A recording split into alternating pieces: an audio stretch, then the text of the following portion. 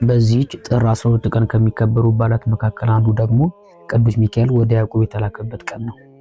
ይህስ እንደምንድን ነው ቢሉ ያዕቆብ አባቱ ይስሐቅ ይባላል፣ እናቱ ደግሞ ርብቃ ትባላለች። ያዕቆብን እናቱ ትወደው ነበር፣ ኤሳውን ደግሞ አባቱ ይወደው ነበር።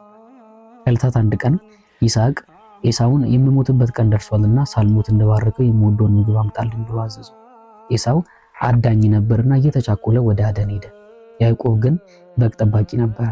ይስሐቅ ለኤሳው ይህን ሲል ርብቃ ሰምታ እሷም በበኩሏ ያዕቆብን ልጄ ሆይ አባትህ ኤሳው ሊባርከው ነውና ሳይቀድምህ ከጠቦቶቹ መርጥ አምጣልኝና አባት እንደሚወዱ አድርጌ አዘጋጅቼ ልስጥህ፣ ወስደህ በረከቱን ተቀበል አለችው። እሱም እናቴ ወንድሜ ኤሳው ጠጉራም ነው፣ እኔ ጠጉር የለኝም። አባቴ ቢዳስሰኝ መክፈልት ሲሹ መክሰፍት እንዲሉ ምርቃን ስፈልግ እርግማን ቢሆንብኝስ አላት። እረ ልጄ እርግማኑ ለእኔ ለእናትህ ይሁን፣ ዝም ብለህ ያዝዝኩን ይዘና እኔ ያውቅበታለሁ አለችው። እሱም አመጣላትና ይስሐቅ እንደሚወዱ አድርጋ ሰጠችው። ኤሳውንም ለማስመሰል የበጉን ጠጉር በደሙ አጣብቃ ለጠፈችለት። እርሱም ሄዶ አባቴ ነፍስ ተባርከኝ ዘንድ ተነስ፣ ካመጣሁልህም አደን ብላ አለው። ይስሐቅ አርጅቶ አይኖቹን ፈዘው ነበርና አንተ ማነህ ብሎ ጠየቀው። እኔ የበኩር ልጅ ኤሳው ነኝ፣ እስኪ ናዳስስ አለውና አቀረበው። ቢዳስሰው ኤሳውን መሰለው።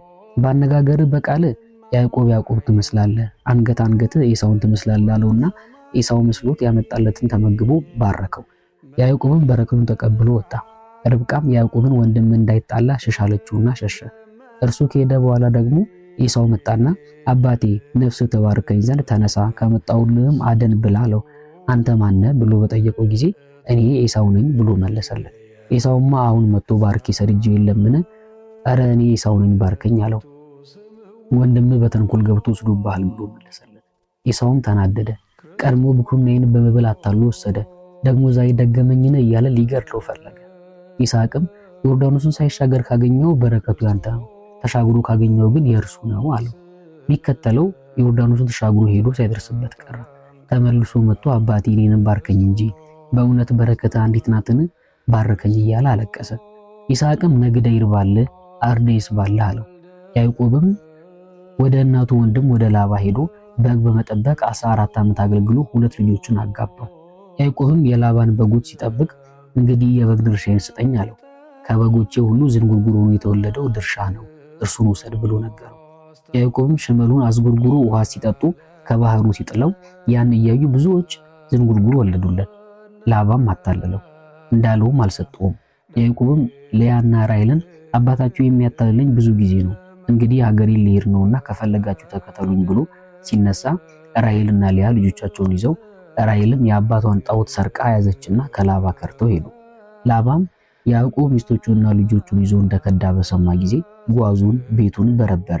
ቢበረበር ጣዖቱን አጣው። እየተናደደ ተከተለው። ሊደርስበት ሲል መሸበት። ተኝቶ ሳለ በሕልሙ ቅዱስ ሚካኤል ቅጠሉን እንጨቱን በሰይፍ እየቀነጠሰ ያዕቆብን ብትነካው እንደዚህ ነው የማደርግ እያለ ሲያስፈራራው አደረና ሲነጋ ገዝግሶ ደረሰባቸው። ያዕቆብም ምን አደረግኩህ እስከዚህ የተከተልከኝ ብሎ ጠየቀው። ላባም ነው ልጆቼን የልጅ ልጆችንስ አልስምም ከርተኝ የመጣህ አሁንም የአባቶች አምላክ ሲያስፈራራኝ አድሮ ነው እንጂ ያሰብኩትስ ሌላ ነበረ ብሎ መለሰለት። በዚያውስ ላይ አማልክቴን ለምን ሰረክ አለው። እኔ ከገንዘብ በቀር ካንተ ምንም የነካሁት የለኝም፣ እርሱ የተገኘበት ይሙት አለው። ራሔል ግን ወስዳ ከኮርቻው ስር ተቀምጣበት ነበረ። አባቷ በመጣ ጊዜም ተነስቼ እንዳልገናኝ ከግዳጅ ያልነጻው ሆኜ ነው ብላ መለሰችው። እርሱም በርብሮ ሳያገኘው ተመለሰ። ያዕቆብም በሰላም ወደ አገሩ ተመለሰ። ወንድሙ ኤሳውም በሰላምና በፍቅር ተቀበለው። ይህ ሁሉ የሆነ በቅዱስ ሚካኤል ተራዳይነት ነው። ለእግዚአብሔር ምስጋና ይሁን። እኛንም በዚህ በከበረ መልአክ አማላጅነት ይማረን ለዘላለሙ አሜን።